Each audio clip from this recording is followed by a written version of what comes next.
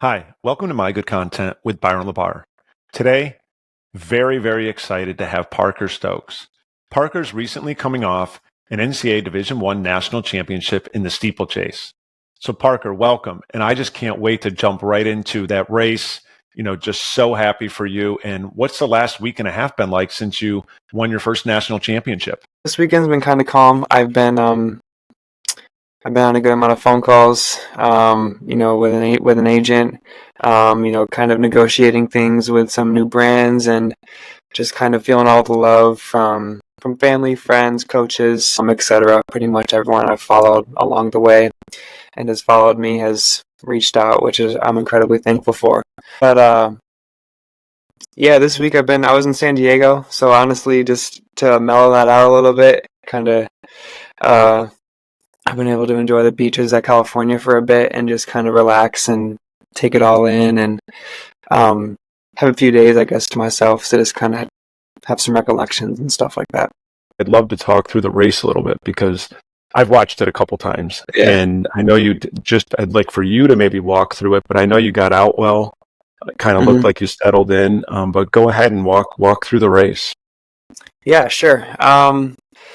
So I guess to start with, the moment when I got on the line, I was probably one of the most petrified, the most petrified I felt before a race in a long time. I felt incredibly focused and determined, but I was also honestly, I was so nervous to lose more than I was excited to win. I think in that moment I would have hated losing more than I would have enjoyed winning.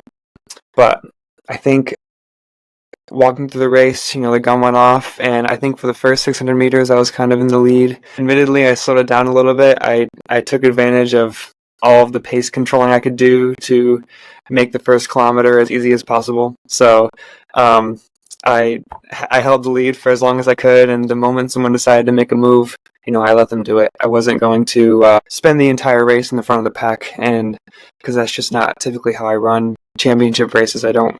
No matter how much leading feels good, in a race like that, I just thought sitting in like fourth, fifth, and sixth for the most of the middle of the race, and to just kind of make it mentally as easy as possible throughout those sections, that would have been the most beneficial.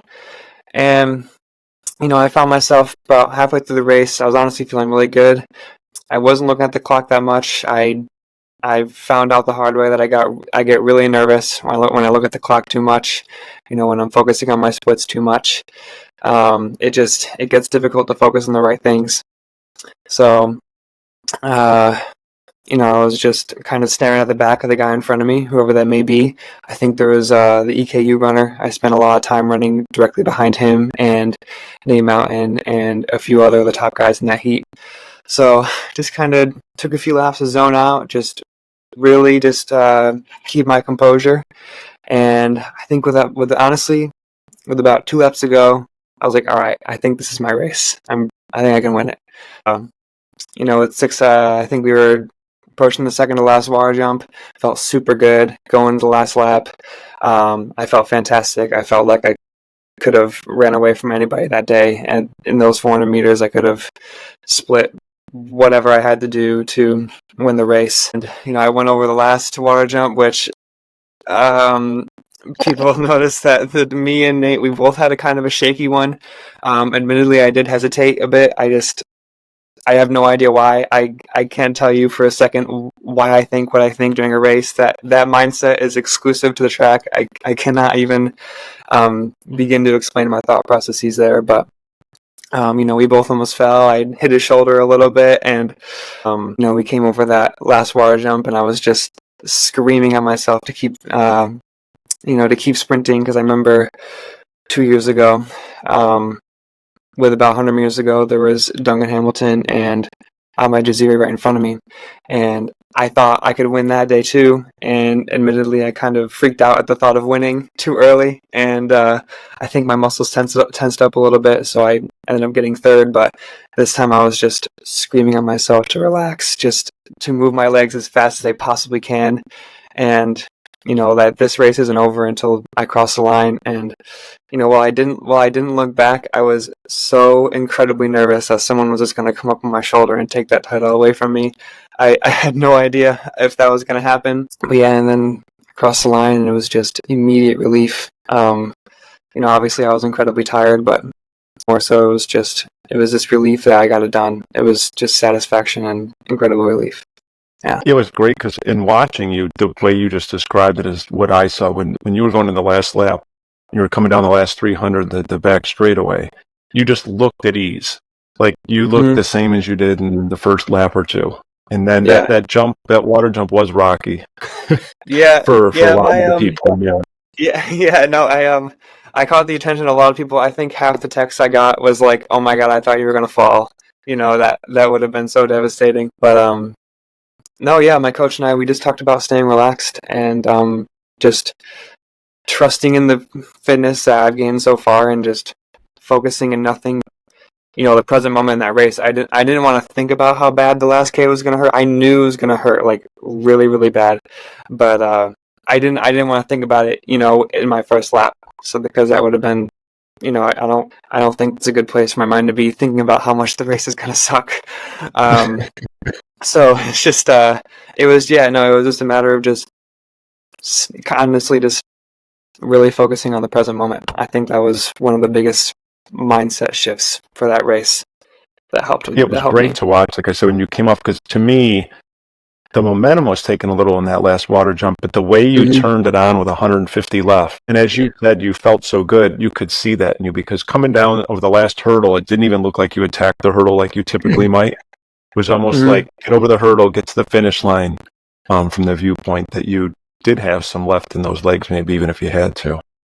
Yeah, that race felt pretty tactical. Obviously, the time is, I was honestly shocked. I ran as fast as I did. That race felt more like, that race felt very similar to the prelim I ran that Wednesday, except just a bit faster. Kind of turned it on with 2 laps ago. Then that's when it started to get difficult.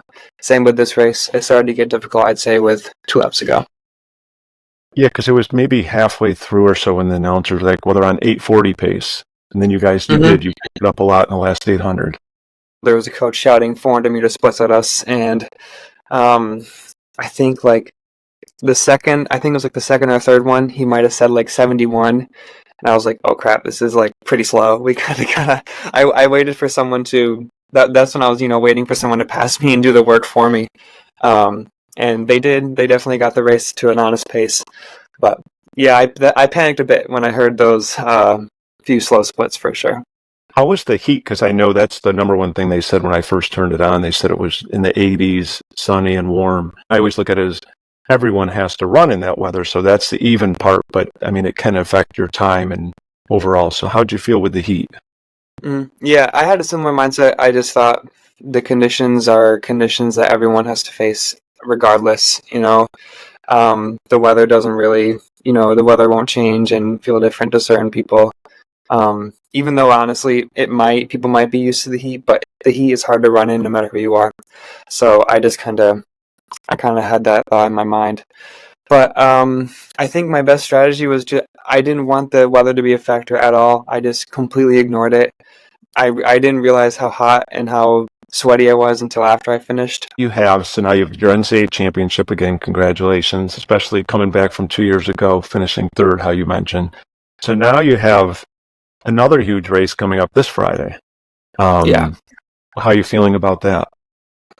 Yeah, I'm feeling good. Naturally, I have all the confidence in the world going into Friday. I'm feeling really good. Training in San Diego went really well. I've been stringing these past few workouts together just to kind of hold the fitness over for as long as possible. My coach and I have been working together, and I feel I feel very strong and I feel confident going into Friday. And this is the Olympic trials for people out there that don't know. So yeah. Friday and Sunday. Okay, well, that's great. Well, good luck. So now I'd love to go back a little bit though, because that's the present and incredible present you're at. How did running start for you back in middle school or high school? I think it was like 2014. I was in 7th or 8th grade, and there's that time in the fall where everyone's like hanging their posters for clubs and all the athletic teams all over the walls in middle school and stuff. And I saw it and I ignored it because I thought running would suck and I didn't want to do it. I was playing soccer and I was doing a little bit of swimming too. So I thought one of those would be the sports to carry me to college. So I largely ignored the running posters. And then I think a few of my friends that joined the cross-country team a few days prior, they pretty much approached me about it. And they were like, Parker, I think you should, we really want you to do it. Not only because you'll be another friend in the team that we can complain to running about or whatever. They thought, I was still super tall, lanky kid. No matter what age I am, it's something I've always stuck out with my proportions. So, my friends thought it'd be a good idea, and then I went to the first practice, and obviously it was hard, but yeah, after that, I think they convinced me, and then I've been running almost every day since then, pretty much. So, yeah, I owe this to their recommendation a decade ago. I should thank them probably one day. The posters on the wall. Mm-hmm. That's funny. Yeah. But in high school, you had a successful career. I was just looking at some of your stats of a 2-time New Balance outdoor champ in the steeplechase, the 2K, 2-time New York State champ in the steeplechase, and then the 8th fastest high school steeplechase all time, and then a 2-time Nike cross country nationals qualifier. So it was just college coaches reaching out to my coaches, just kind of to initiate that contact. I think my junior year of high school was when things started to get busy. I think Georgetown was one of the first schools to reach out, actually. They reached out to my athletic director, I'm pretty sure. And he was just like, I got this email from Coach Bonzi that is rather interested in your steeplechase and your steeplechasing abilities and your other high school accolades.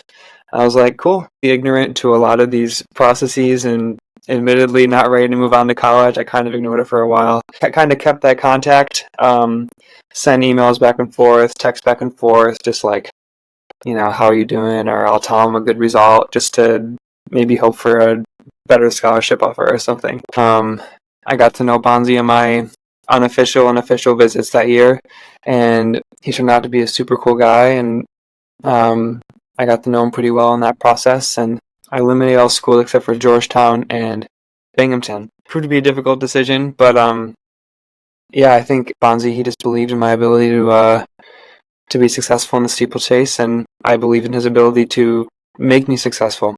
So I think that's ultimately what that decision came down to, and then 5 years later, I'm graduating college. So, yeah. And the intuition must have been right because an NCAA champion and a graduate, so that's great. All of these important decisions so far, thankfully, have worked out. They've produced the results I've dreamed of. What are some of your hobbies outside of running? Honestly, I wanted to be a med school student when I was going to Georgetown.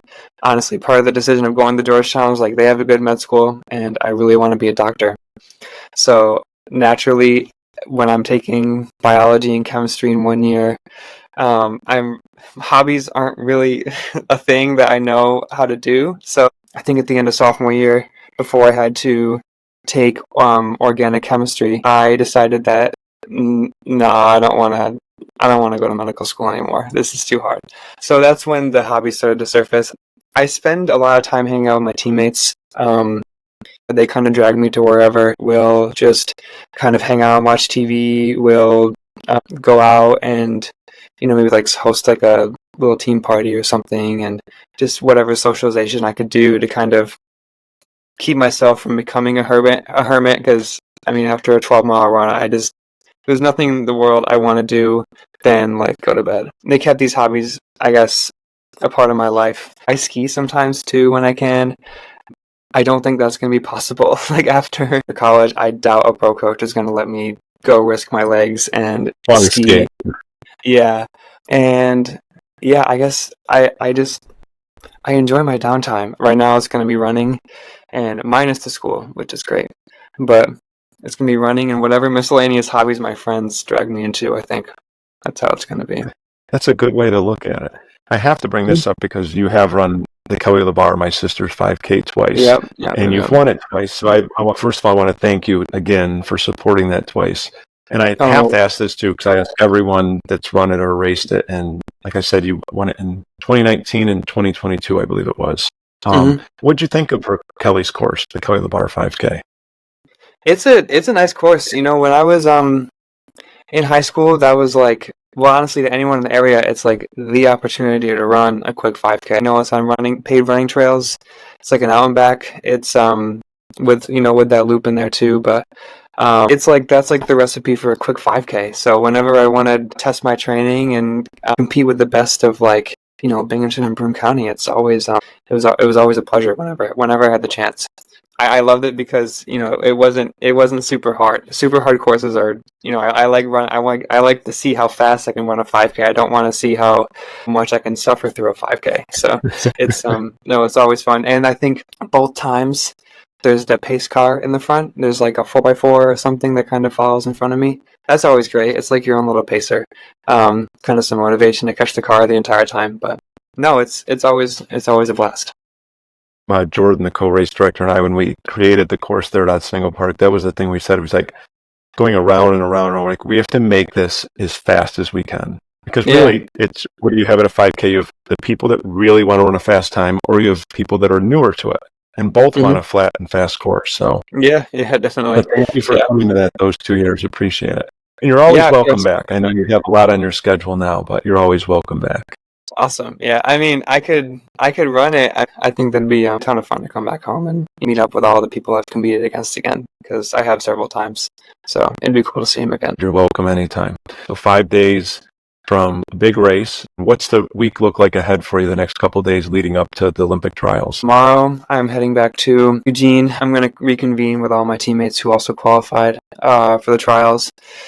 I'm going to meet some of the athletes from some of the pro teams I've been talking to. I've been, I'm going to be doing a lot of networking probably this week, more than I'd like to, but, it's something that has to get done. I'm just going to take the time to relax and focus up and just get ready to make the most of this opportunity that I have this weekend. I'm more than confident that on a great day I could make that Olympic team, which a few months ago sounded so far out there and so impossible. But I think, even though it was just one win, it's giving me so much confidence. I'm not reaching for the stars anymore. I'm reaching for like a really high cabinet that I have to go on my tippy toes or something. It's there. I can get there with some effort. So I'm excited. That's awesome. And I can't wait to watch you. So I wish you the best this weekend and in the finals on Sunday as well. Thanks for the best wishes.